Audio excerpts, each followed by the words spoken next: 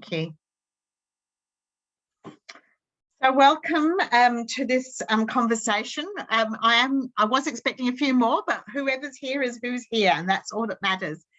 We actually had about 20 registrations, so I did lots of reminders, but it's terrific that you're here, and I'm really grateful for you spending some time with me this evening or this morning or whatever time it is where you are. So I'd just like to acknowledge that I'm calling today from Ghana country in South Australia. And I would like to acknowledge elders past, present and emerging, and that this has always been Aboriginal land and always will be. I live on land that has never been ceded. There are no treaties in place, but I look forward to that day when those things do come to pass. So if you wanted to pop into the chat where you are as well, that would be terrific, so people can at least know who you are and where you are. And while you're doing that, I'll just give you a bit of a frame for what our conversation is.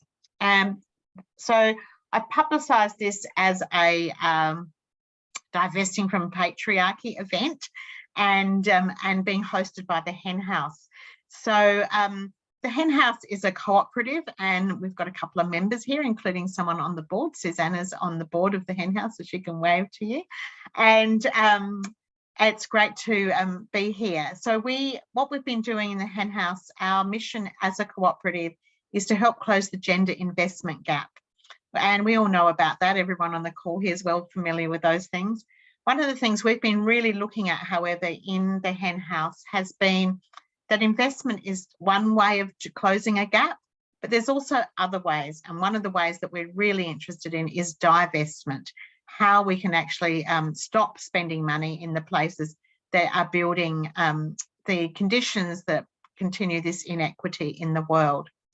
And so what I'm going to do tonight is, or depending on what time of day it is, but it's night time for me, I'm going to say a little bit about what we understand by divestment and how that fits into the patriarchal systems that we're all a part of and contribute to, and in some cases, and in my case, definitely have benefited from. And then I'm going to say a little bit about what our idea is in the Hen House. And we tonight we made this available to everyone in Coralus as well, and formerly SheEO. So if anyone wanted to come along, and there are a number of people for whom it's like 4 o'clock in the morning who have asked for it to be recorded, so they can catch up with it later.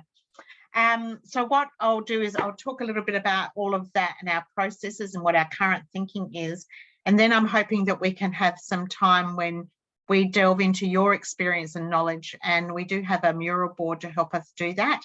And so that we can capture some of the thoughts that going beyond our thinking, hopefully tapping into your thinking as well. So it's great that you're here, and I hope that sounds like it will be a really useful time for you as well. We know that by tapping into your wisdom, it'll be helpful to us, but we also hope that you get something out of tonight as well. And I'll just let whoever this is trying to come in. So a little bit about how we come to be here. So many of you will be familiar with divestment strategies, and I know that Gail would be, for example, with her work in investment, and Lisa as well. So when we think about the divestment that's happened around the world that we're pretty familiar with, is particularly in the tobacco industry. You know, there was a global movement to divest from tobacco. And in fact, the world leader, the woman who mobilised all that was a doctor, an Australian doctor. And she worked really hard to try and help people start to see if they stopped investing in tobacco, then they would actually be helping to reduce the rate of lung cancer caused by tobacco in the world, and then all the health issues that go with that too. And that was an incredibly successful public campaign that went for many years, and we got to see you know, the benefits of that around the world with primary health care, reduction in lung cancer, and also those big companies, tobacco companies, changing their behaviours and their interests in that. So we're familiar with divestment as a strategy in the health system. Then we've probably seen in more recent times divestment in fossil fuels, where many businesses and shareholders, this has often been led by shareholders, have started to ask for more and more things to from their companies to stop investing in fossil fuels. And we're beginning to see some of those changes impact both in all sorts of ways, in terms of the way shareholders are behaving, the way the market actually behaves, and also the way investors. So in Australia, many of the superannuation, or those of you more in the UK and US, will know that in the pension funds, many of those are moving away from fossil fuels and trying to invest more in renewables and those sorts of things. So they're familiar to us in divestment in modern times, but this is not a new strategy. And so we can go back to the days of slavery, when people were spending their money on sugar, and the people who led that movement, you probably all know that song or the prayer, Amazing Grace. So that all came from those people saying that they were no longer going to put sugar in their tea, because the sugar companies were in fact the ones that were benefiting the most from slavery. And so we all, that took quite a long time, more than 30 years, that campaign. One of the interesting things with that campaign was that it was many of the upper and middle class women, and the women who were in the United Kingdom and in England, who were the women who ordered the sugar for their homes and their homesteads and their mansions and all of the places that they could order sugar for. And they stopped ordering it, and they stopped having sugar in their tea, and it became a bit of a code for all of those women to be able to demonstrate that they were against slavery. So divestment also has a signalling to a market in more modern time. We've seen this with renewables, but it goes back to, more than 100 years ago, that divestment is a really successful strategy. So we started to think about, well, if you could divest from coal, and if you could divest from tobacco, and you could divest from sugar, what would divestment from patriarchy look like? What could that look like? And we thought that was a fairly irresistible idea and wondering what it could look like. So we don't really know what it could look like yet, but we are beginning to see some signs of that. And we also are in a very interesting context. So we know that, women live longer than men. And one of the things that's about to happen, we're only a few years away from it now, less than a decade, that the baby boomer generation is going to be moving on to their next worlds. And in doing that, the largest wealth transfer in history is about to happen. And the banking industry and finance industries, who are already well aware of that, they're beginning to design products and services to make money out of that reality that's about to happen. And so we started thinking about, well, in the carbon market, there have been things like, gender credits, carbon credits and carbon offsets. So if that's been the case there, could we design something like a gender credit or a gender offset to actually be part of this new world of divestment? So those ideas are what we started to play with. So I'm just going to stop there for a minute and just ask each of you, a few of you who want to speak up, when you hear that idea of divesting from patriarchy, what are some of the words or some of the themes or an emotion that comes to you when you hear that? So who'd like to say something about that? I'm happy to say something, Maura. Thanks, Lisa. Lisa in Adelaide on Ghana lands at the bottom of the hills here. For me, it's about equity and change, but also the opportunity to recognise and reinforce, particularly for people interested in Coralus, about our UN SDG and enforcing that. So 2030 is rapidly approaching. There's a little bit less momentum about UN SDGs at the moment. This would be a way of reinvigorating and making it go long term beyond 2030. Love that. Thanks, Lisa. Anyone else got a thought about when they hear divesting from patriarchy? Hello, behind Gail. I think that the fact now that like there's some initial work that would be helpful, I think. So like I believe each of the listed companies now do have to submit a report that says exactly what their gender balance is, and I don't know where that information is being used actively at the moment, but the fact that it's happening is a great start, and has to be lodged with, I'm not sure who it has to be lodged with. It has to be lodged with somebody, so it's a bit more transparent. I think it gets lodged with Yeah. Workplace Gender Equity Agency, so Mary Waldridge and her group Commonwealth, but I know 30% Club is also collecting that data, but it depends on where in the world you are, obviously. Yeah, so that's true for Australia, and it's a requirement under the Australian Stock Exchange, and I don't know what that might be in other places. We've got people from Singapore, Canada, and the US as well. So any other thoughts about when you hear divesting from patriarchy? What does it evoke in you, or where do you feel it or think it? Danny. So for me, the feeling question, I think a lot about experiments, and because divesting and like abolitionist work makes me feel like it can be all or nothing, and that feels quite hard. And so that's where I go first. And so I think about like, what is a micro experiment where I could start to intentionally build that habit of thinking in this way, and where would be a really critical point for me to begin in my personal journey. Yeah, thanks, Dane. Lovely. Lisanne, I saw you come off mute. Did you want to say something? Hi, everyone. I didn't intentionally come off mute, but I guess I'm just wrapping my head around the idea, to be honest. And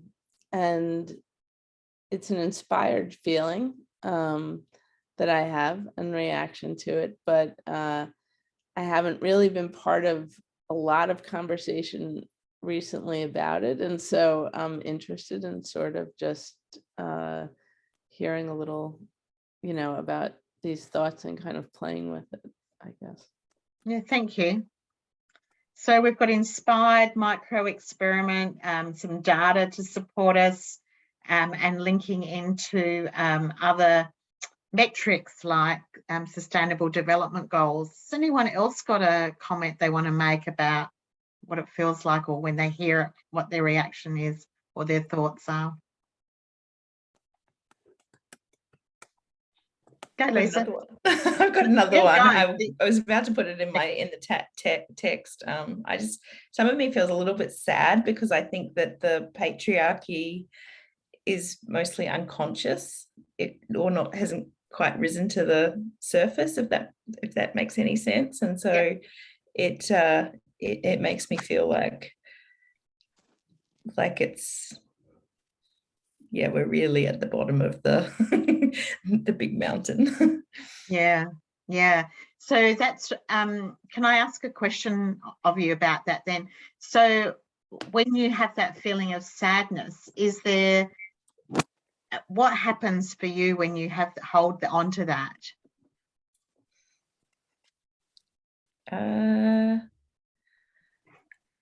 For me, I think it ends up being very complicated, and so I think there's, from a personal perspective, there's a sadness and an anxiety around the rate of change. I think having two boys that are sons, there's a awareness around that it's not a black and white subject, that there's a lot of grey in the way that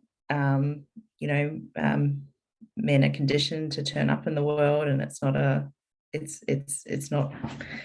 very nuanced area. So I don't know if that's what you're looking for, but that's... Yeah, no, I think that's lovely. these are all the things that are the issues that we need to grapple with in the hen house, and we want to pay attention to, because I think that'll help us with the design of whatever we come up with. So we'll keep talking about that. That's really helpful, Lisa. Gail or Elle, did you want to add anything? Elle. Yes. Hello, everyone.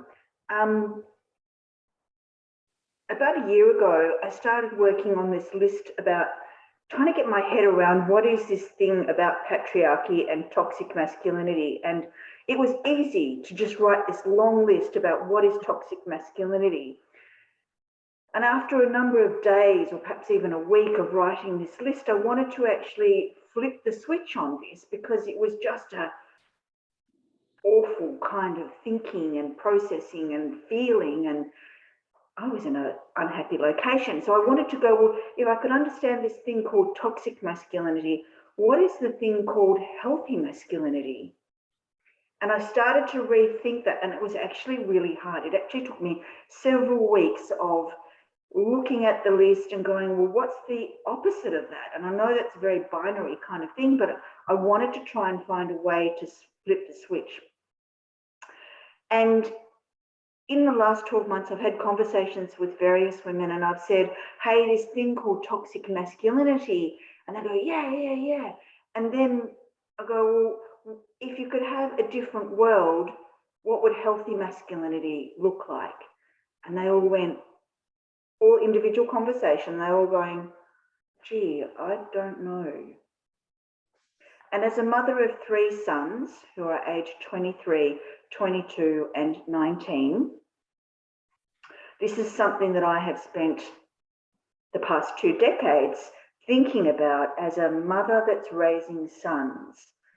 What do I want my young men to know about? And very interestingly, on Tuesday lunchtime, I was with my youngest one, who's 19, and we were having a conversation, and he said, I don't really know what to be a healthy man looks like.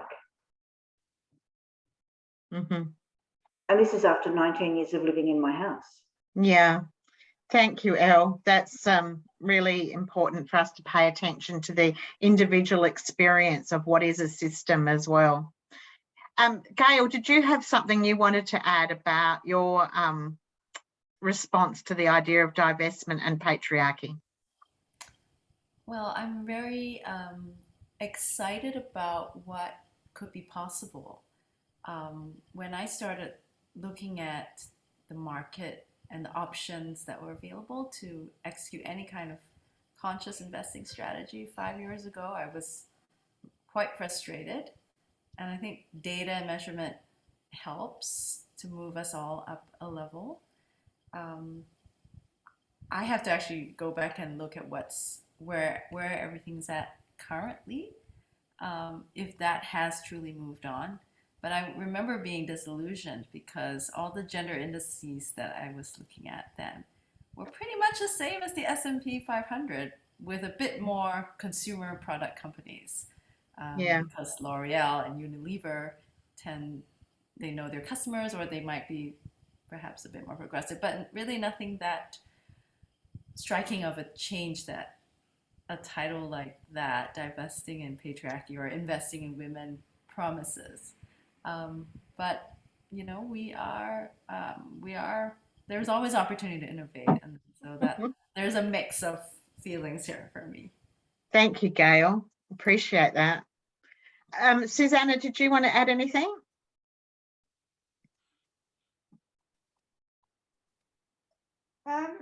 Not really. I just wish that it's an interesting topic, and one I'm just learning about and coming on to, but I just wish we could do it another way, sort of empowering matriarchy, if you like, rather than go to, to me, it's a little bit a worry about the falseness of some of it. That's what I worry about. It's like, you know, they haven't got enough women on the board, so they can pay some money to us or anybody to mitigate that, and that idea worries me a little bit. So yeah, I just yeah, you don't have enough car park spaces, and this has just been the topic. So the council makes you pay for car park spaces, and is this the right way to go around it? I'd rather look at what a healthy male is and work on investing in educating them and empowering women. Okay. So I'm a little bit conflicted. Thank you. Thanks, Susanna. Jenna, do you want to come off mute? Is there something you'd like to say?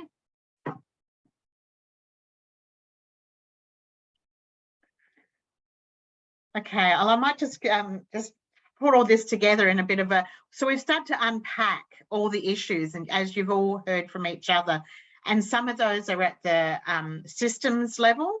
And so patriarchy is a system, so it's not about being male or female.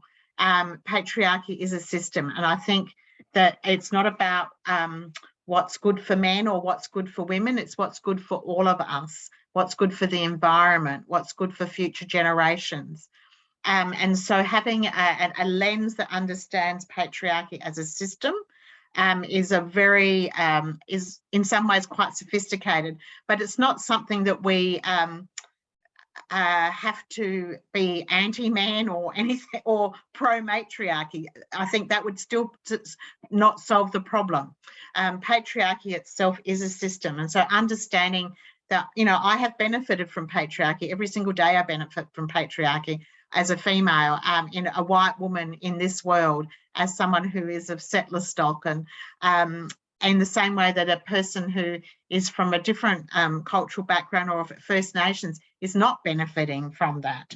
So I think the understanding what patriarchy means is, as a system, is quite central to this idea, in the same way that understanding carbon has been part of our system, as the same way that we've been understood slavery was part of the system and still is in many places of the economy. So I think building some language and literacy around patriarchy is not about being anti-men. It's about being fully aware of what it means to be having a systems lens to this work. And there's some great little notes coming into the chat too. So if you get a chance to have a little read of those, please do that. The other thing that was coming out for me quite strongly in that sharing was the relationship between our own lived experience and what we want to see happen in the future, whether we want to do a little micro experiment, as Dane mentioned, or Elle and Lisa talking about being mothers of sons. We do have our lived experience informs where we want to go with these things. And that's also true if we think about, when divestment from tobacco, and people who were smokers felt like they were ostracized and nobody loved them anymore. And when the packaging changed on cigarettes about health issues, they were quite confronting here in Australia, and the packaging was showing a lot of, the ill health that is caused by smoking and by the use of tobacco. So we know that there's a personal, evocative, emotional relationship when we try and make some of these changes at scale, and it will make some people uncomfortable. That is a given. We know that there'll be others who'll be very disappointed and they don't like it and they feel excluded. That is exactly what will happen. The slave traders weren't excited, did feel excluded, said, poor me. We hear it in the carbon argument, oh, please, can we still just mine a little bit of coal in our town? It's not really bad coal. It's actually called clean coal. We had that happening in our Australian Parliament. That's a mystery to me what that could possibly be, but there we go. So, not all men are bad. That's kind of the thing. It's not about men, it's about the system called patriarchy. So that's been great to start to unpack some of those things at your own personal level and at the systems level. And then a few of you, Gail and Lisa, Chessa, talking about metrics and how we do measure these things and where do they show up in our numbers system. So that's where we've got to in the Hen House. All of those issues is exactly where we are now. And it's got us starting to think about whether we should be doing, whether they should be offsets or should they be credits or something else. So this is what I'm hoping you can all help us with tonight. And I'm going to break you up into pairs in a minute for you to do some brainstorming together on that. So when we think about using the carbon model of carbon credits and carbon offsets, so when you go on a plane, you can offset your flight by purchasing some offsets. So somebody will plant some trees to accommodate for the carbon that you're using. So that's what an offset looks like. So it's to kind of remediate your bad behavior that you're still doing flying on the aeroplane, but with something that will kind of cancel it out on the other side. So there's an equation there. So that's what an offset is. We think there's some potential for some income to be generated from that kind of a practice. We're not sure whether that's the most ethical way of doing it, but we are having a conversation about that. And then there's the idea of credits. So when you're paying for into a market, so actually because you've got solar panels, for instance, the extra is going into the renewable, into the grid. So it's actually a credit into the system that you most want it to happen. So the kind of future that we want to have, you're actually investing in that kind of future, as opposed to an offset. Really, you're still accepting the old world the way it is, although you're trying to bring the new world a little bit along the way. So there's a difference between an offset and a credit. It's possible to have both, and that's exactly where we are at the moment in our economy as we're shifting around climate. There's a lot of activities that we might do at a personal level. So I might tick the box to plant more trees, or I might even go and plant some more trees myself, or buy an electric car, or do things that will, at my own personal level, to ameliorate some of the other activities that I'm doing by using carbon, more than my fair share as a person in the world that I'm living in.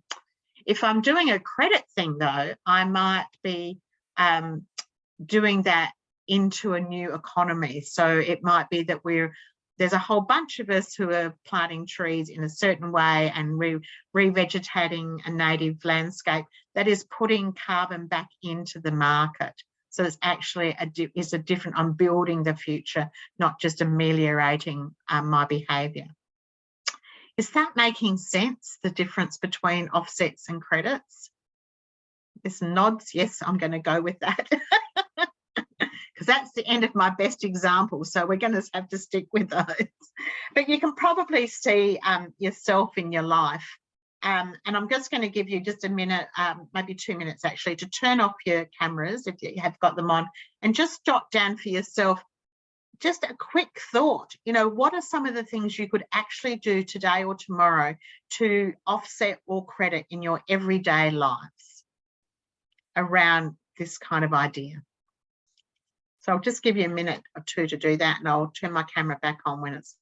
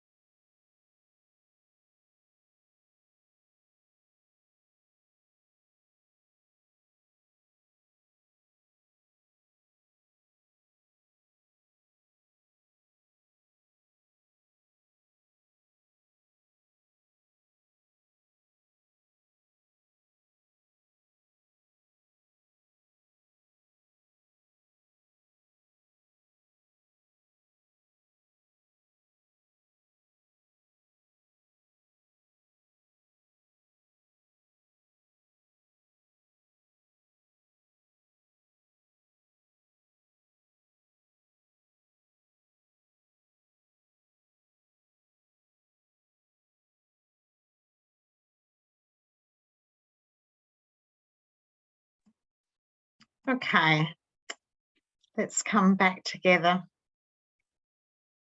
I know that's not long. But maybe if you wouldn't mind popping into the chat some of the ideas that you might have had, there's things you could do for yourself. Any little thing that you might be able to do.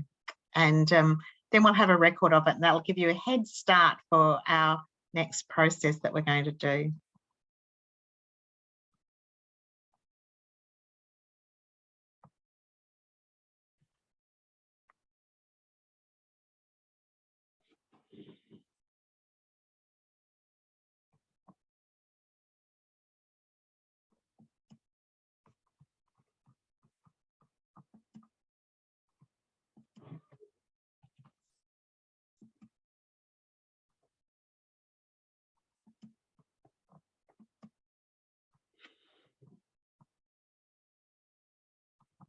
Now, I can't see any in the chat, so does that mean you're not sharing?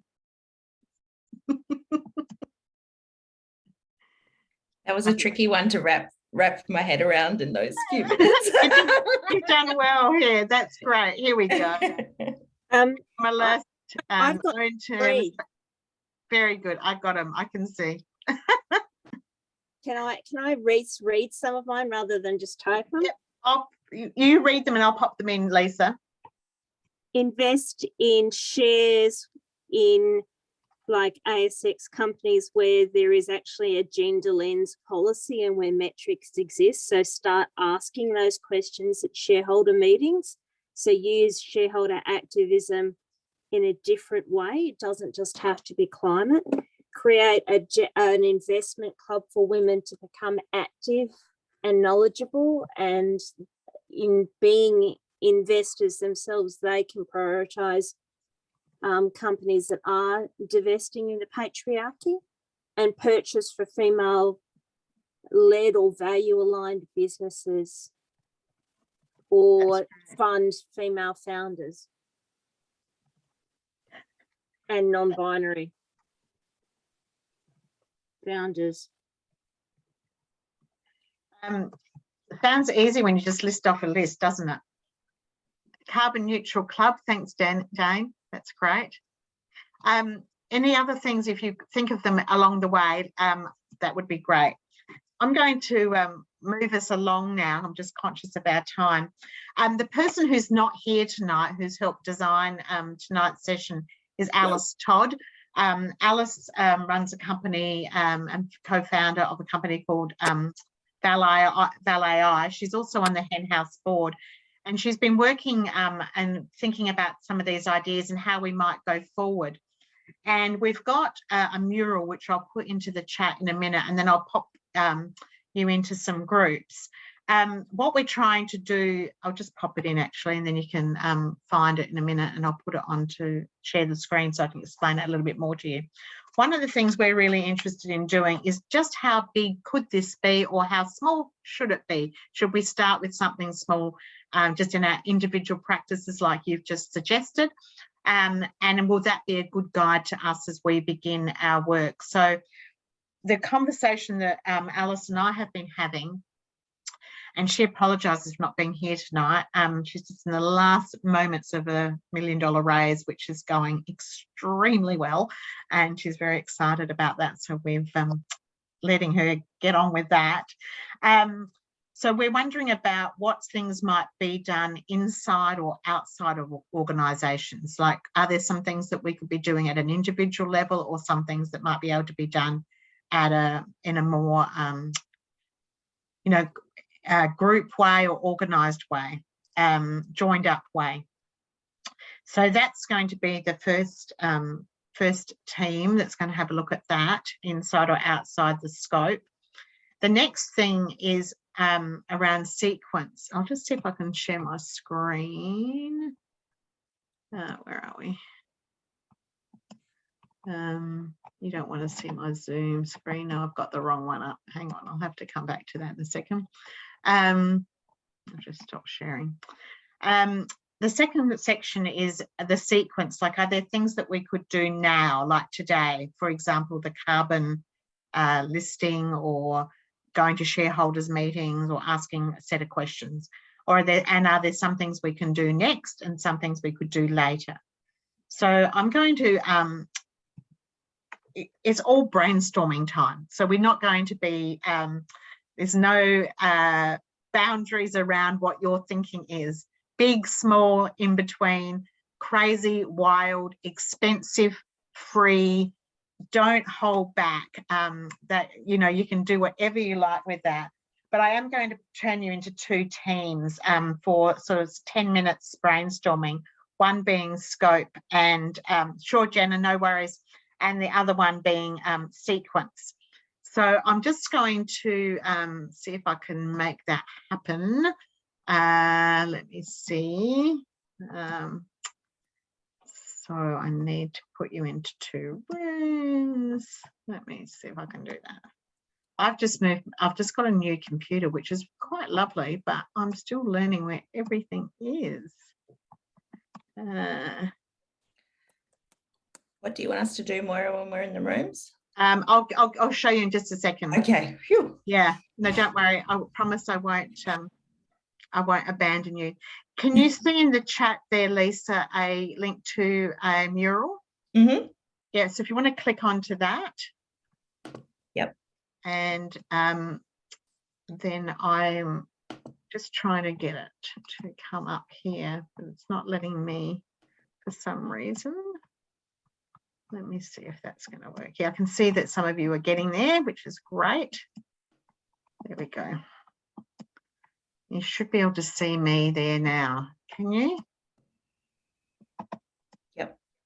Yeah, wonderful. So in the all ideas section, that's some of the ideas that we've just come up with now.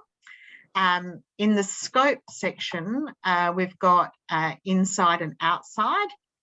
And then down below there is what we're calling sequence. Now, next, later.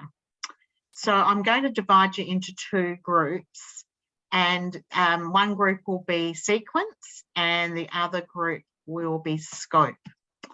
And I'm going to give you 10 minutes to go wild, crazy, whatever you like, brainstorming. And we will be able to then come back and learn what we've all learned from each other. And I'm going to stop sharing so I can do this. And you're getting to see my limited edition capacity when I'm doing this. I'm going to just break you up randomly into two groups. If you're in group one, you should have room one. You can do scope. And if you're in room two, sequence. And you have 10 minutes. So let me just get you there automatically.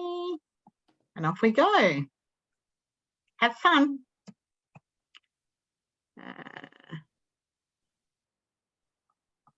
Yes. I think that's going to work. Let me just see.